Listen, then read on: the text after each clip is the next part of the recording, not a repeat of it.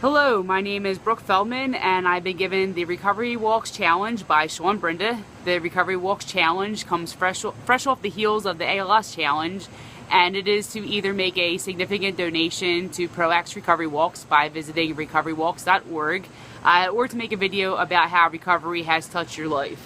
I've decided to do both. I've made my donation at recoverywalks.org and I encourage you to do the same. ProAct is an amazing organization that really supports individuals and their families with sustaining long-term recovery. And as far as how recovery has touched my life, there are many ways and much too many to really capture in one video. I identify as a person in long-term recovery. For me, that means that I haven't used alcohol or other drugs for over 9 years now, and this really has just afforded me the opportunity to be the person that I always had the potential to be, and then some, to really grow into a human being who is able to be a part of my family and the community, the city of Philadelphia, and the world at large in ways that I never would have dreamt possible, and really was all made possible by having the opportunity to find and sustain my long-term recovery. Addiction is a treatable illness. I didn't always believe that. My mother struggled with addiction and she actually died as a result of her struggles with the illness, and I really didn't believe that recovery is possible.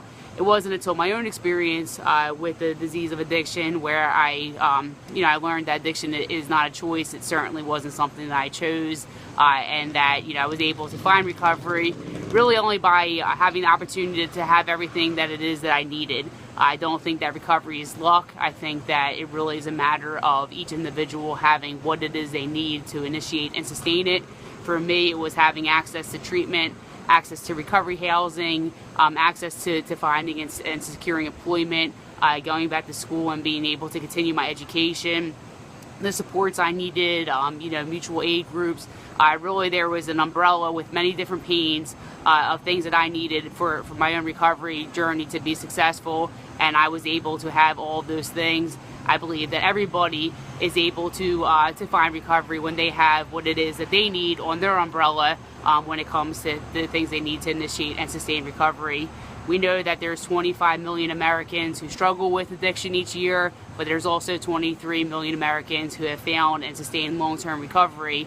And I believe that if we continue to make it a priority to make resources and supports available for those who need it, that number will just continue to grow. So recovery has certainly touched my life, and I live by the philosophy of paying it forward. I think that by recovery touching my life, I can be a channel to touch many other lives, and I try to live that way. And then one last thing of how recovery touched my life is it just so happens that as I was issued the Recovery Walks Challenge, I am on vacation, and I don't know if you can see behind me, but that is the ocean.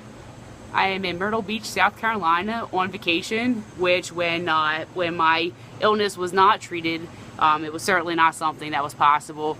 Vacation was not an achievable thing when my illness was active, that's for sure.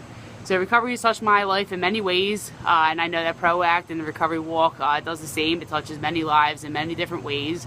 And it is now my turn to pass along the Recovery Walks Challenge, and I challenge Devin Reeves, Mariel Haverson, and Tom Coderre to take the Recovery Walks Challenge. You have 24 hours to make a donation to ProAct's Recovery Walks or to make a video about how recovery has touched your life. Go.